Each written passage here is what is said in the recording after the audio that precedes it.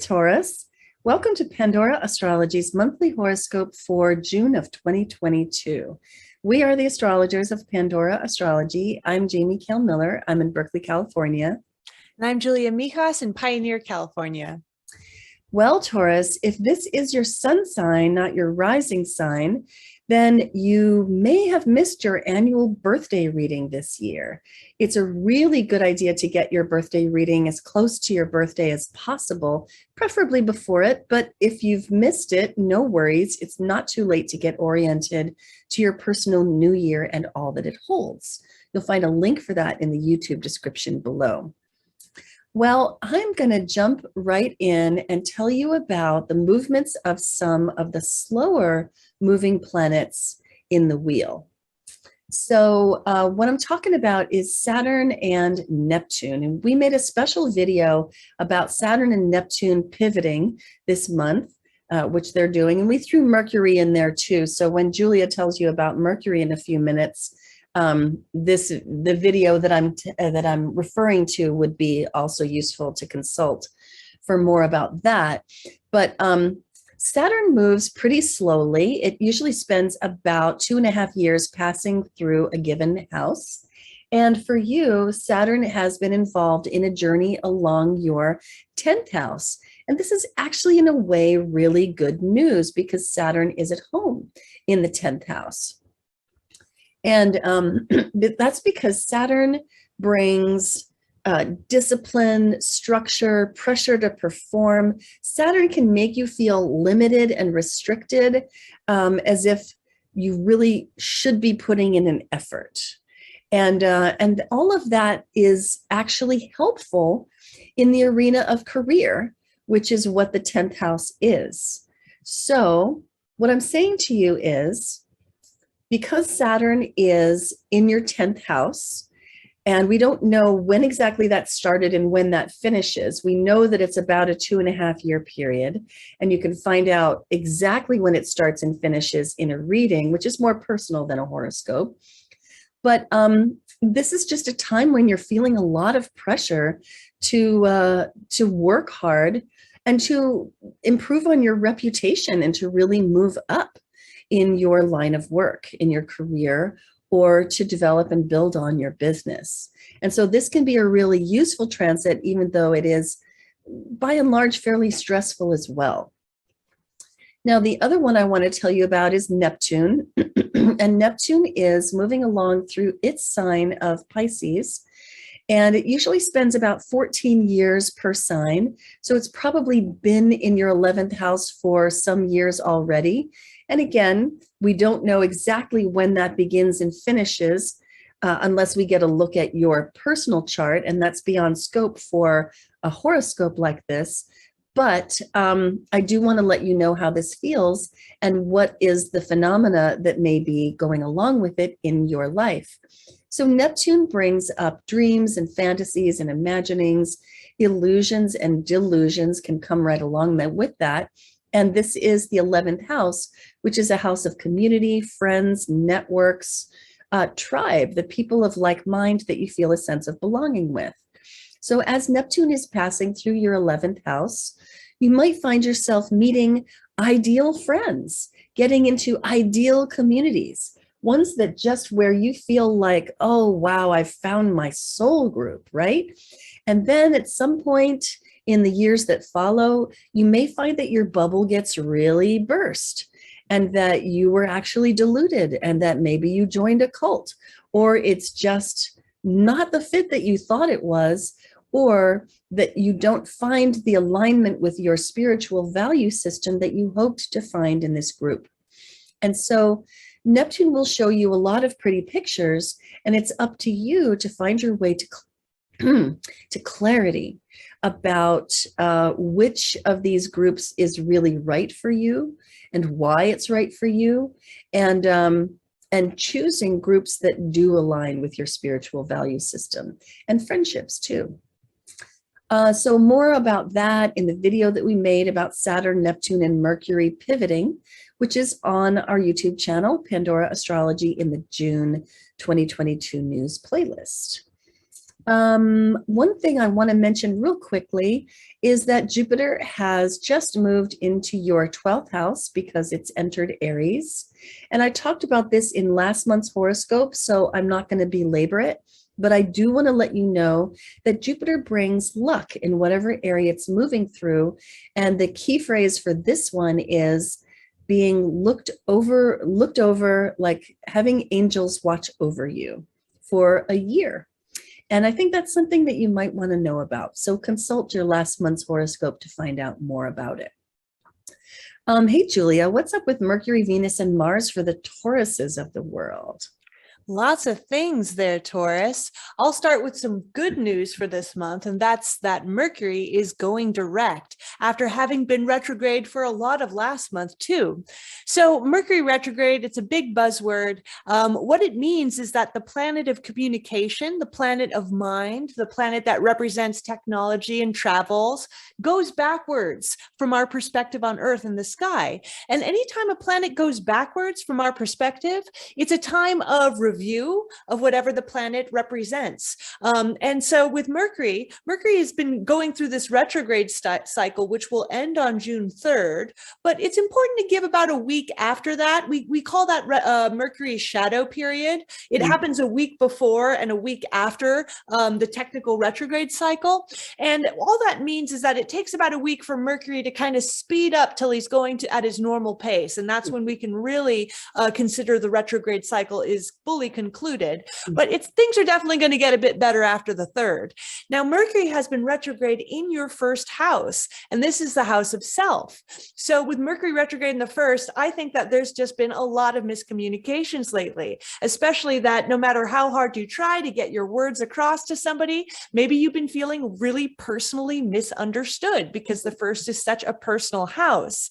Now on June 13th, Mercury's going to pop into your 2nd house, and that is the house of your possessions. So all of your worldly items, your stuff, movable possession. So it represents all of the things that you can move. So not necessarily your house, which is fixed, but it represents like your car, your bicycle, your jewelry, your clothes, that kind of stuff. The 2nd house also represents your money, your personal income. And it's also known as the house of values, whether they're family values, religious, political, any type of values you hold dear. So, around mid-month, Mercury's going to bump into the 2nd house of yours, and it's going direct and fast. So all those miscommunication periods are going to be coming to an end. And with Mercury for the rest of the month in the 2nd, it's a time where your mind is very preoccupied on your stuff, on your possessions, or even on earning more money. Mercury is a planet that can represent buying and selling too. Salespeople often have pretty strong Mercuries in their chart. So with Mercury in the 2nd, it could be a good time to be thinking about your stuff like, should I sell my car? Is it really worth all the payments that I'm putting there? Or should I buy a new car? You might be really, really concerned with maybe buying and selling of your personal items. It's also a month where you might notice yourself communicating your values and maybe being able to strategize and define them better too in your communications as well. Now, your ruling planet, Venus, is a great planet because she represents art, beauty, and relationships, which Taurus, you're definitely all about. And Venus starts the month in your own sign, meaning in your 1st house. And she's here for the first few weeks. So Venus in the 1st is a great place to have Venus because it means that you're really, really embodying Venus for the first few weeks of the month. You're looking extra good to other people. You also know how to be a little bit more polite, maybe a bit more have better social graces with Venus in the 1st. It's a wonderful transit for, doing anything to beautify yourself, go out and get a makeover, go to Sephora, get some either luxury items or makeup, fashion, or any types of change to your appearance is pretty favorable right now. And then on June, also one more thing about Venus in the 1st, it's a great transit for single Tauruses, because while you're looking extra good, it's a lot easier it definitely gives you a little extra dating luck to have Venus in the first. Then on June 22nd, Venus is going to join Mercury in your second house. So Venus brings a little bit of luck to the second house. And that means that maybe you get a little extra money luck. It could be something like a raise, or you're able to expand your business in some way. Maybe you acquire nice things, like somebody giving you a nice gift. So with Mercury and Venus in your second house, kind of from the 22nd onwards, kind of like a nice period for buying and selling, and also acquiring things that you really find a lot of pleasure with. Luxury items, art could also work well during that transit.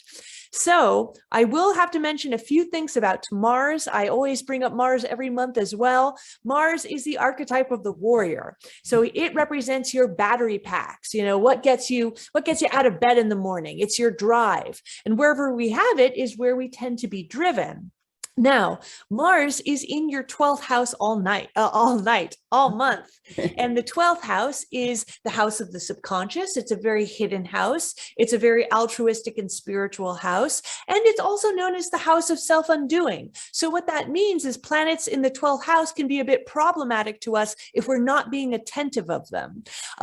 So Mars in the 12th house for all of the month might mean that you it can sometimes, because the 12th house is such a diffuse place. It's such a collective house. So Mars in the 12th can sometimes mean that you might get a little irritated or itchy out of nowhere. You know, maybe even something that happened a long time ago all of a sudden starts kind of annoying you now, or you just get weirdly irritable without necessarily a direct cause.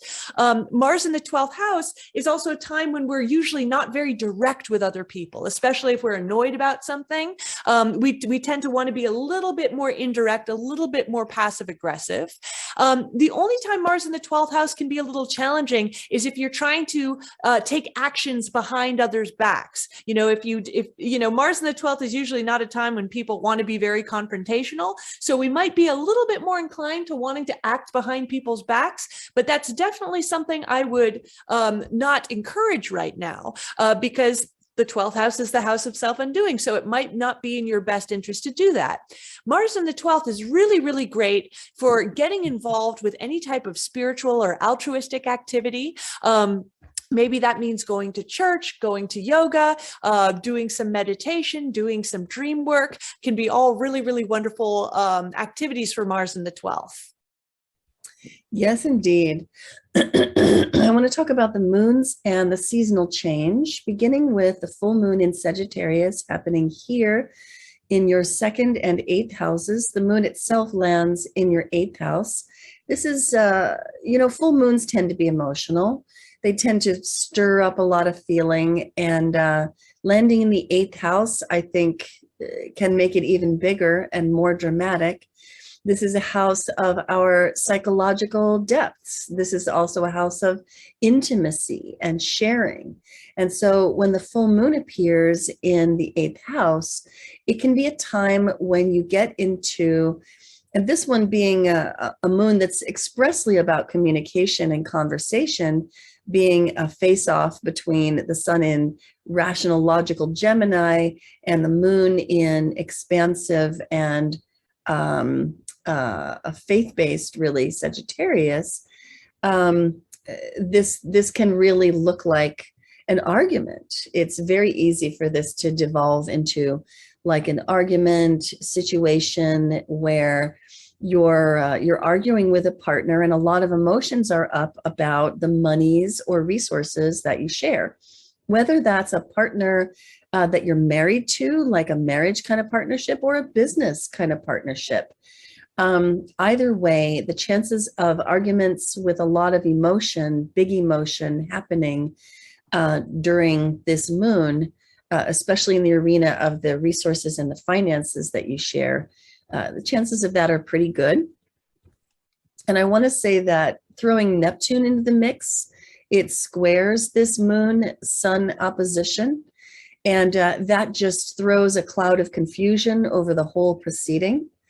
And what's really needed is to draw on the help of this Saturn right here, which has harmonious connections to the moon and the sun, and can provide a very grounded logic. And so for this reason, we call this moon avoid delusion, head for intellectual solid ground. There's a video about it on our YouTube playlist for this month, the June 2022 news playlist.